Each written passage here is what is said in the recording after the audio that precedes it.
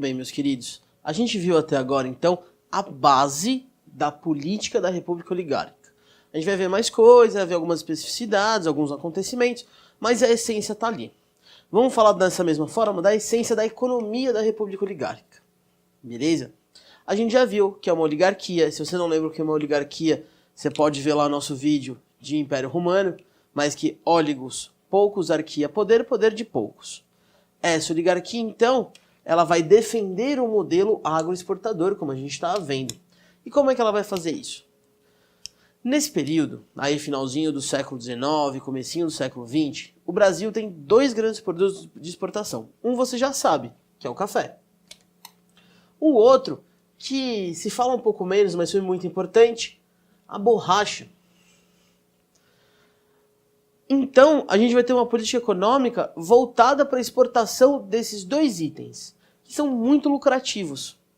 Vamos começar pela borracha. Qual que é a principal característica da borracha? A borracha tem um pequeno volume, mas um valor muito alto. O látex é utilizado muito pelas indústrias e é um produto que é feito por extração natural. O látex você vai extrair da floresta amazônica. Da Amazônia, na floresta amazônica, tanto brasileira quanto a gente vai ver boliviana. Quando o valor do látex sobe muito, as colônias inglesas, principalmente ali na Ásia, vão começar a plantar seringueiras para se extrair muito de lá e tirar o Brasil dessa disputa, né? Aí o que vai acontecer? O Brasil está produzindo pouco látex, porque ele está só na Amazônia brasileira. A gente vai ver então um processo de incorporação de uma região rica em seringueiras, que vai ser o Acre. O Acre ele vai ser o último território incorporado pelo Brasil e que vai formar a configuração geográfica do Brasil de hoje.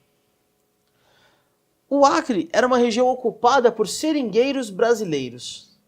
Né? É muito importante a gente entender que existem dois personagens envolvidos na extração desse látex, né? Os seringueiros, que é o cara que vai extrair o látex da borracha, e o seringalista, que é o dono do seringal, é o cara que vai mandar esses seringueiros tirar esse látex.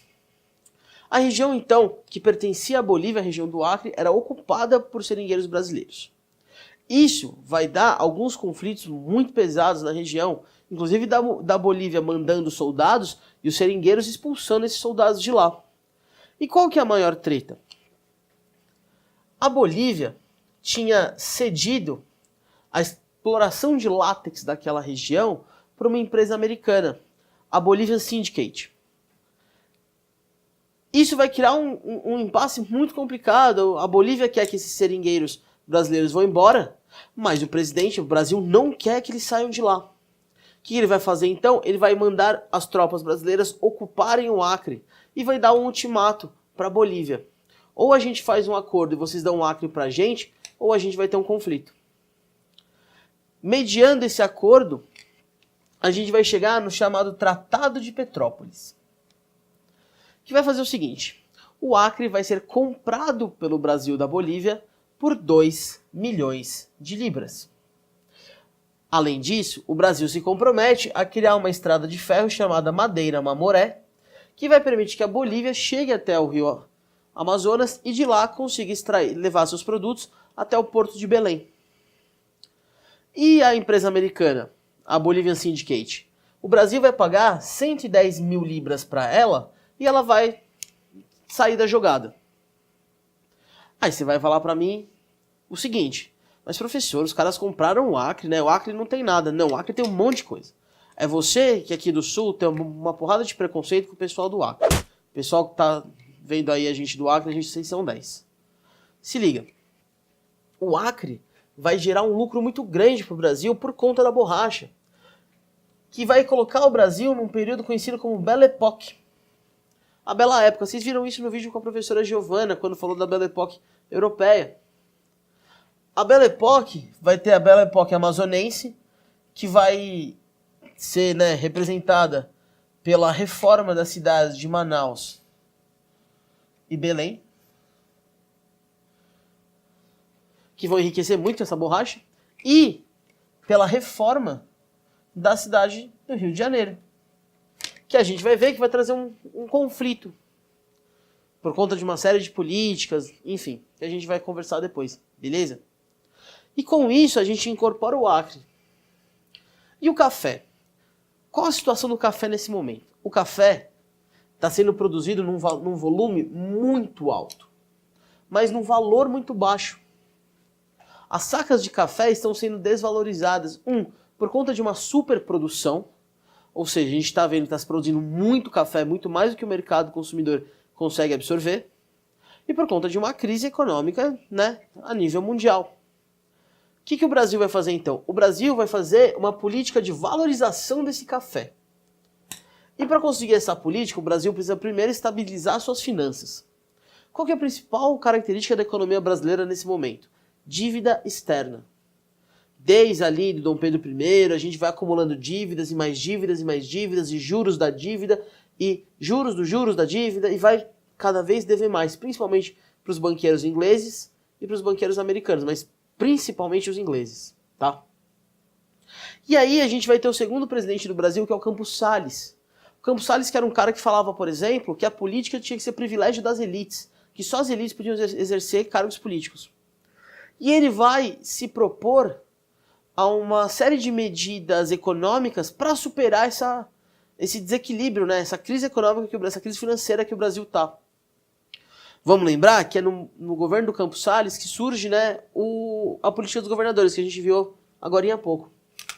E o que o Campos Salles vai fazer? Primeiro, ele quer lidar com a dívida externa. E ele vai fazer um negócio chamado Fond Loan. O que é isso?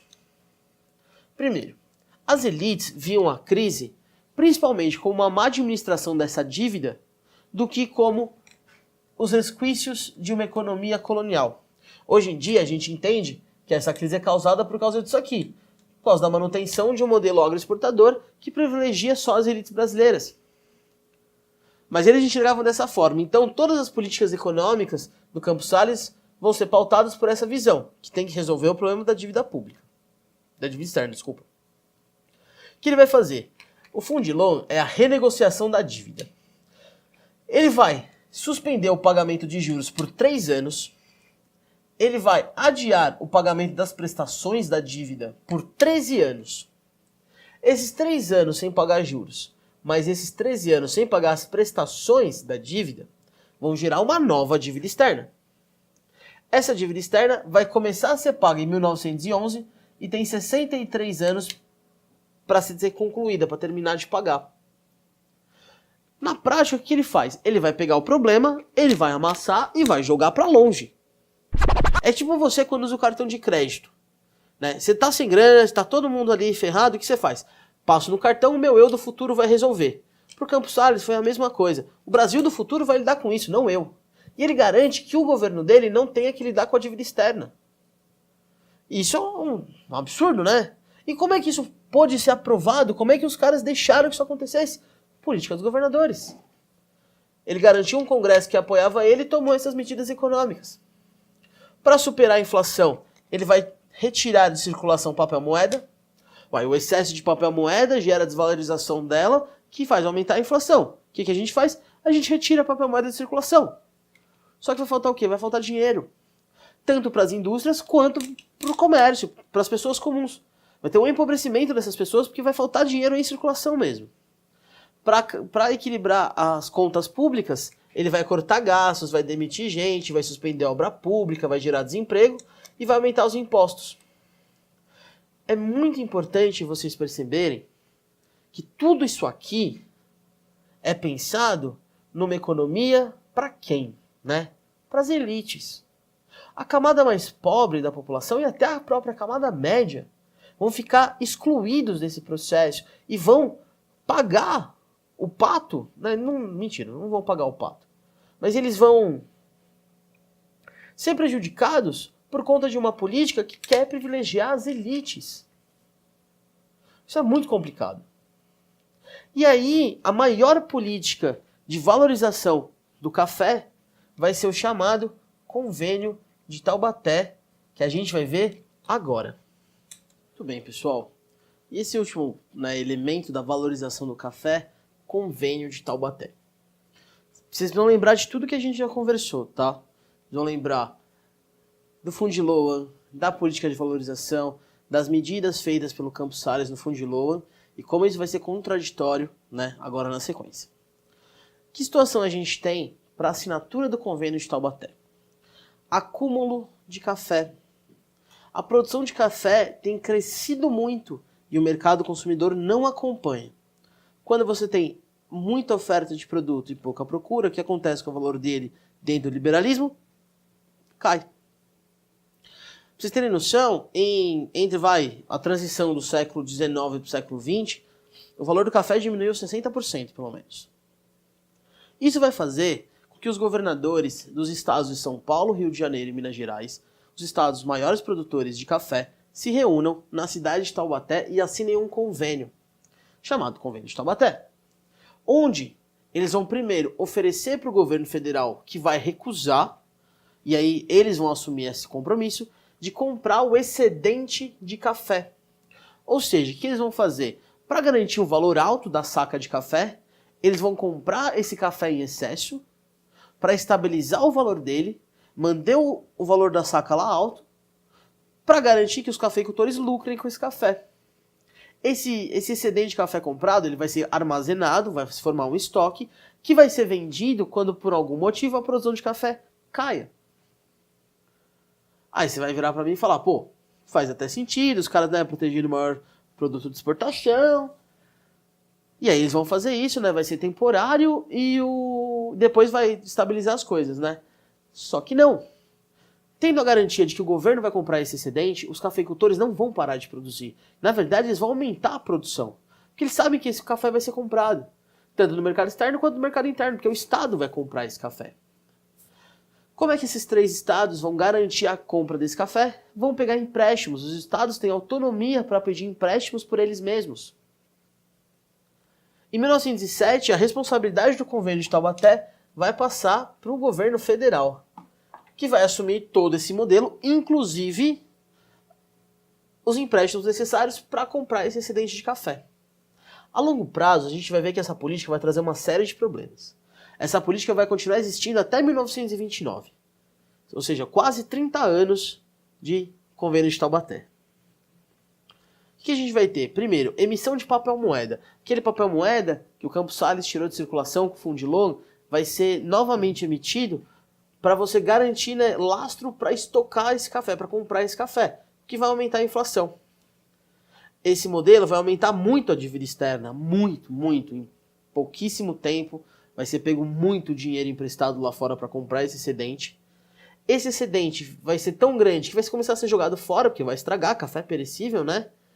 E não vai ter para quem vender, os cafeicultores não param de produzir. E acima de tudo, o Brasil sozinho criou uma situação onde o valor do café internacionalmente está alto. E sozinho o Brasil fez com que fosse muito lucrativo produzir café. Os lugares do mundo vão produzir café também e vão competir com o café brasileiro. O aumento da produção mundial é consequência da valorização do valor do café por conta da política do convênio de Taubaté. E se você tem mais concorrência, é mais difícil vender café. Quem vai comprar esse excedente? O Estado. Mais uma vez a gente vê uma política econômica do Estado, né, brasileiro que só se preocupa com as elites.